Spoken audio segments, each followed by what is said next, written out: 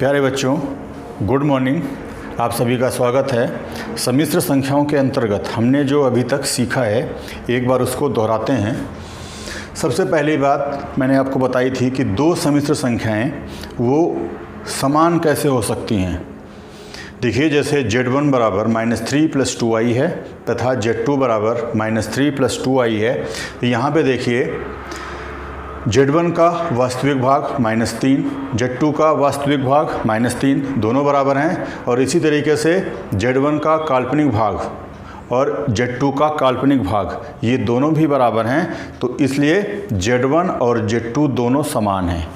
लेकिन अगर Z1 बराबर 7 + 6i लें तथा Z2 बराबर 7 - 6i लें तो इसमें देखिए दोनों के वास्तविक भाग तो बराबर हैं, लेकिन दोनों के काल्पनिक भाग बराबर नहीं हैं। इसमें चिन्हों का अंतर है। तो इसलिए Z1 और Z2 ये दोनों समान सम्मिश्र संख्याएं नहीं हैं। ये मैंने लिख दिया है, Z1 is not equal to Z2। इसके बाद मैंने आपको बताया था दो सम्मिश्र संख्याएं हैं, उनका योग कैसे करते हैं। जैसे ये एग्जाम्पल दिया है, यदि Z1 बराबर 1 + 2i तथा Z2 बराबर 3 + 4i तो Z1 + Z2 इक्वल टू कैसे करते हैं, वास्तविक भागों को जोड़ देंगे हम दोनों के। तो इसका वास्तविक भाग 1, इसका वास्तविक भाग 3, तो 1 + 3 4 हो गया। और इसी तरीके से काल्पनिक भागों को जोड़ देंगे। यहाँ पे 2i, यहाँ पे 4i, तो 2 + 4 6 हो जाएगा, 6i। तो Z1 + Z2 equal to 4 + 6i। बहुत आसान है। इसके बाद दो सम्मिश्र संख्याओं का गुणनफल कैसे करते हैं। गुणनफल करने के लिए देखिए, Z1 ये है, Z2 ये है। दोनों को जब गुणा करते हैं तो 2 + 3i × 5 + 6i इस रूप में लिख देंगे। और जैसे हम गुणा करते हैं उसी तरीके से 2 को 5 से, फिर 2 को 6i से, फिर इसी तरीके से 3i को 5 से और फिर 3i को 6i से मल्टीप्लाई कर लेंगे। मल्टीप्लाई जब करेंगे तो लास्ट में जो आएगा तो वहाँ पे ये ध्यान रखेंगे कि वास्तविक जो भाग हैं वो साथ में कर लेंगे और काल्पनिक भाग वो साथ में लिख लेंगे। जैसे यहाँ पे 10 + 12i + 15i - 18 आया था, तो यहाँ पे 10 और -18 ये मिलकर के -8 हो जाता है। और इसी तरीके से 12i + 15i ये मिलकर 27i हो जाता है। और हमें ये मालूम है कि जो सम्मिश्र संख्या होती है उसका रूप होता है a + ib। इस रूप में होती है सम्मिश्र संख्या, या x + iy, एक ही बात है। तो x मतलब वास्तविक भाग और iy जो है वो काल्पनिक भाग है। तो यहाँ देखिए ये x + iy के रूप में आ गई है। तो इसलिए जब भी गुणा करें तो इस रूप में ध्यान रखें कि इस रूप में करना है। इसके बाद अब एक नई चीज़ आती है, संयुग्मी सम्मिश्र संख्या। बहुत इम्पोर्टेंट है यह। इसको हम बोलते हैं कंजुगेट कॉम्प्लेक्स नंबर। जो संयुग्मी सम्मिश्र संख्या है उसको Z बार से प्रदर्शित किया जाता है। ये ध्यान रखना है कि कोई भी सम्मिश्र संख्या और उसका अगर हमें संयुग्मी लिखना है तो उसको हमेशा Z बार से प्रदर्शित करेंगे। जैसे यदि Z बराबर x + iy है तो Z बार क्या हो जाएगा, Z का संयुग्मी। ध्यान रखना है, Z बार को बोलेंगे Z का संयुग्मी। और ये बराबर हो जाएगा x - iy।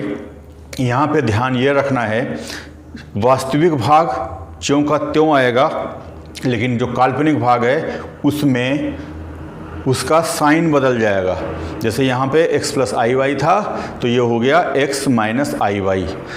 एग्जाम्पल ले लेते हैं। जैसे -2 + 3i का संयुग्मी लिखना है हमें, तो ये -2 तो वैसे के वैसे रहा, लेकिन जो प्लस का 3i है, या i का गुणांक भी बोल सकते हैं या काल्पनिक भाग भी बोल सकते हैं, काल्पनिक भाग का चिन्ह बदल जाएगा। ये देखिए, सिर्फ ध्यान रखना है कि काल्पनिक भाग का चिन्ह बदलना है आपको। जैसे इसमें बदल दिया हमने तो ये -3i हो गया। जैसे 7i का संयुग्मी ज्ञात करना है तो 7i का संयुग्मी, इसमें 7i जो सम्मिश्र संख्या है ये पूर्ण रूप से या शुद्ध काल्पनिक संख्या है, क्योंकि इसमें वास्तविक भाग 0 है। 7i को हम इस तरीके से भी लिख सकते हैं 0 + 7i। यहाँ पे देखिए वास्तविक भाग तो 0 है इसका, तो इसमें जो संयुग्मी जब लिखेंगे तो संयुग्मी क्या हो जाएगा, साइन i जो काल्पनिक भाग है सिर्फ उसका साइन बदलेगा, तो ये आ गया माइनस साइन i। इसको हम ये भी लिख सकते हैं 0 - 7i, क्योंकि 0 + 7i या 7i ये दोनों बराबर हैं, और -7i = 0 - 7i, इसको इस रूप में भी लिख सकते हैं। इसके बाद अगर 4 का संयुग्मी लिखें, 4 जो सम्मिश्र संख्या है, ये देखिए इसको अगर हम इस रूप में लिखें a + ib रूप में, तो 0 × i इस तरीके से लिख देंगे। 4 + 0 × i, 0 × i 0 रहेगा, तो वही चीज़ है। तो इसका जब संयुग्मी हम ज्ञात करेंगे तो ध्यान दीजिए, ये जो वास्तविक भाग है ये तो चेंज होता नहीं है, इसमें सिर्फ काल्पनिक भाग चेंज होता है। तो ये तो वैसे रहा, और काल्पनिक भाग इसमें 0 है, तो होने को ये लिख सकते हैं -0 × i, लेकिन ये 4 ही रहेगा, क्योंकि 4 - 0 × i 4 रहेगा। इसके बाद एक बहुत इम्पोर्टेंट बात है इसमें कि गुणात्मक प्रतिलोम, इसको बोलते हैं मल्टीप्लिकेटिव इन्वर्स। किसी भी सम्मिश्र संख्या का गुणात्मक प्रतिलोम अगर ज्ञात करना हो तो उसको हम लिखते हैं 1/z। जैसे z का गुणात्मक प्रतिलोम हो जाएगा 1/z, उसका उल्टा, z का उल्टा, जैसे 3 + 2i का गुणात्मक प्रतिलोम, ये हो जाएगा बराबर 1/3 + 2i। सिंपल है, लिख सकते हैं, समझ गए होंगे आप लोग। 3 + ti का गुणात्मक प्रतिलोम यानी कि 3 + 2i का मल्टीप्लिकेटिव इन्वर्स, ये होता है 1/3 + 2i। अब एक बहुत इम्पोर्टेंट बात मैं आपको बताना चाहूँगा, बहुत ही इम्पोर्टेंट बात है कि जब भी हम सम्मिश्र संख्या की बात करते हैं तो उसको हमेशा a + ib के रूप में लिखना चाहिए। यहाँ पे देखिए ये आया है 1/3 + 2i, ये a + ib के रूप में नहीं है, तो इसको यहाँ पे नहीं छोड़ना है। आपको क्या करना है, जो हर में i वाला पद है इसे ख़त्म करना है, ऐसा काम करना है जिससे कि i ना रहे। तो इसे समाप्त करने के लिए कि i ना रहे हर में, हमें हर के संयुग्मी से अंश और हर में गुणा करना है। समझ गए होंगे। जैसे 1/3 + 2i है, यहाँ पे हर में i वाला पद है, मतलब इसमें 3 + 2i आ रहा है, तो क्या करना है, हर का संयुग्मी, अभी मैंने आपको संयुग्मी के बारे में बताया है, जैसे -2 + 3i का संयुग्मी -2 - 3i था, तो वैसे ही 3 + 2i मैंने बोला अभी, हर का संयुग्मी, यानी कि हर का संयुग्मी आ जाएगा 3 - 2i। तो इस सम्मिश्र संख्या से अंश और हर में गुणा करना है, तो ये 1/3 + 2i आया है। अब इसको इस रूप में ना छोड़ के और करते हैं, इसको देखिए क्या आता है।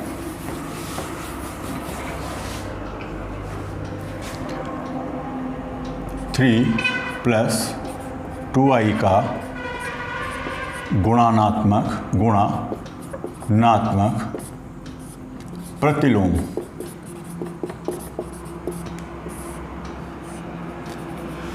बराबर 1/3 + 2i।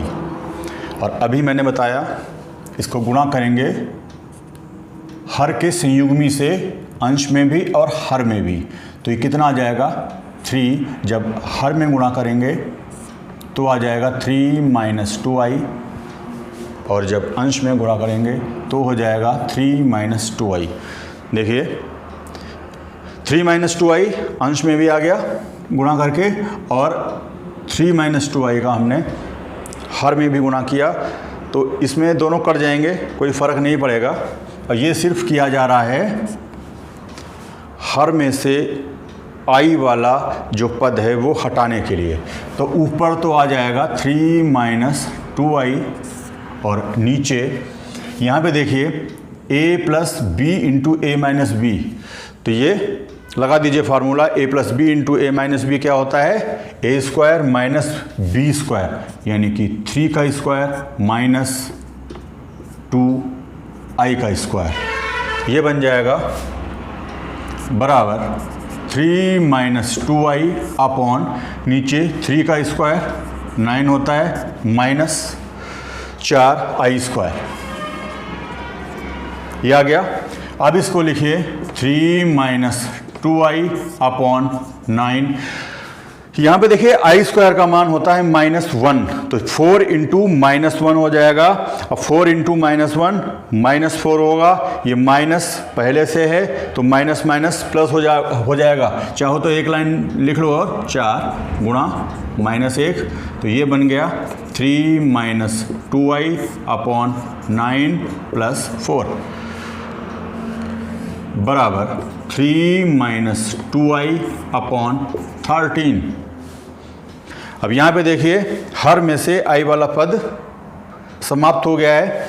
तो जैसा मैंने भी बताया कि किसी भी सम्मिश्र संख्या को a प्लस आई बी के रूप में लिखते हैं, यानी कि वास्तविक भाग और काल्पनिक भाग,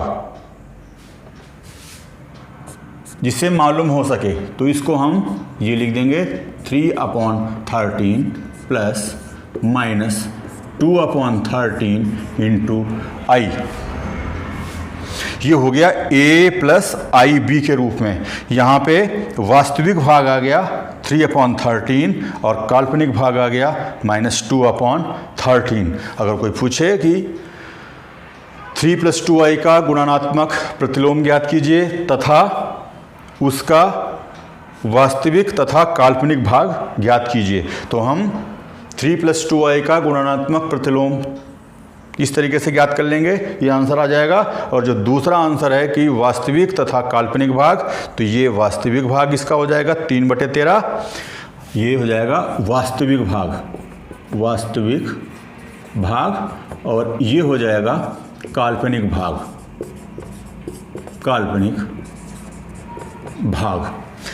तो ये समझ में आ गया होगा, सीख गए होंगे आप लोग।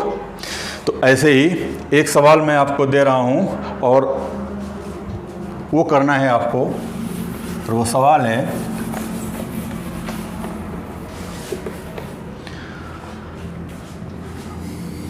-7 प्लस 24i का गुणात्मक प्रतिलोम ज्ञात कीजिए। गुणात्मक प्रतिलोम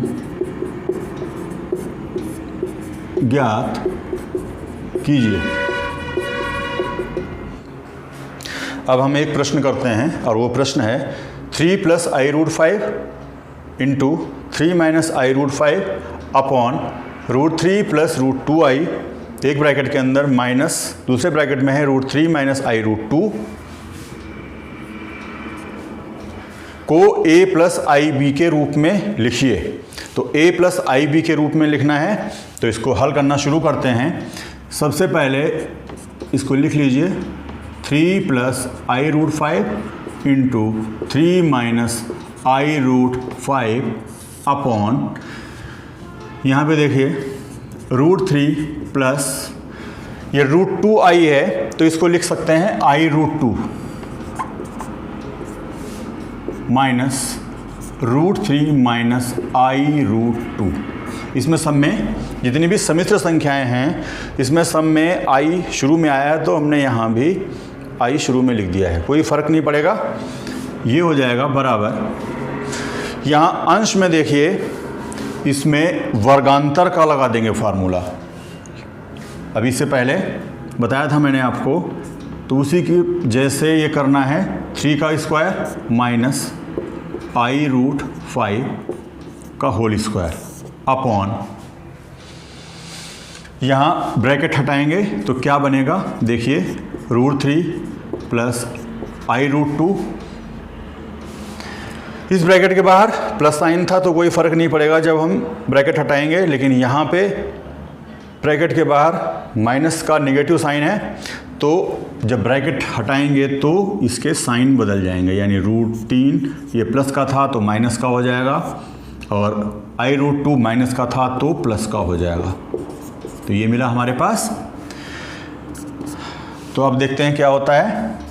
3 का वर्ग, 3 का स्क्वायर है तो 9 हो जाएगा, माइनस i का स्क्वायर इंटू 5, i का स्क्वायर हो गया, और √5 का जब स्क्वायर करेंगे तो स्क्वायर रूट वो हट जाएगा, और यहाँ √3 प्लस का √3 माइनस का ये दोनों कट जाएंगे, और ये देखिए i√2 और प्लस i√2 ये मिल करके हो जाएंगे i2√2, या इसको हम लिख सकते हैं 2√2i, 2√2i। ये मिल गया हमें, इसको हम लिख सकते हैं 9। i स्क्वायर का मान होता है -1, तो -1 लिख दिया इंटू 5 अपॉन 2√2i, और ये मिला 9, और माइनस माइनस प्लस हो जाएगा, तो 9 + 5 अपॉन 2√2i, यानी ये मिल जाएगा 14/2√2i, ये कट जाएगा, तो ये मिला हमें 7/√2i, 7/√2i। और मैंने आपको बताया था कि हमेशा जब हम इस तरह कोई भी प्रश्न हल करें कॉम्प्लेक्स नंबर्स में, तो हर में i वाला टर्म नहीं आना चाहिए। तो यहाँ पे हर में आ रहा है i वाला टर्म, तो इसको हटाना है। हटाने के लिए मैंने कहा था हर के संयुग्मी से ऊपर नीचे मल्टीप्लाई करना है। हर में √2i है, और √2i का संयुग्मी क्या हो जाएगा, -√2i, तो इससे मल्टीप्लाई कर देंगे -√2i अपॉन -√2i, क्योंकि √2i का संयुग्मी -√2i होता है।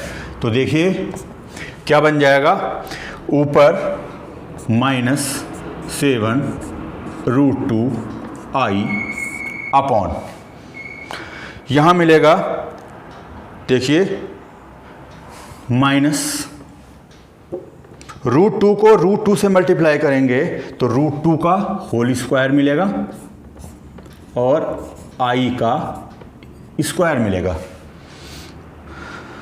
और ये देखिए क्या बन जाता है, -7√2i अपॉन, नीचे देखिए -√2 का स्क्वायर, ये 2 मिलेगा, इंटू i स्क्वायर का मान -1, तो ऊपर आ गया, यहाँ पे लिख लेते हैं, ऊपर आ गया -7√2i अपॉन, और नीचे माइनस माइनस प्लस हो जाएगा, दोनों को मल्टीप्लाई करेंगे जब, प्लस के 2।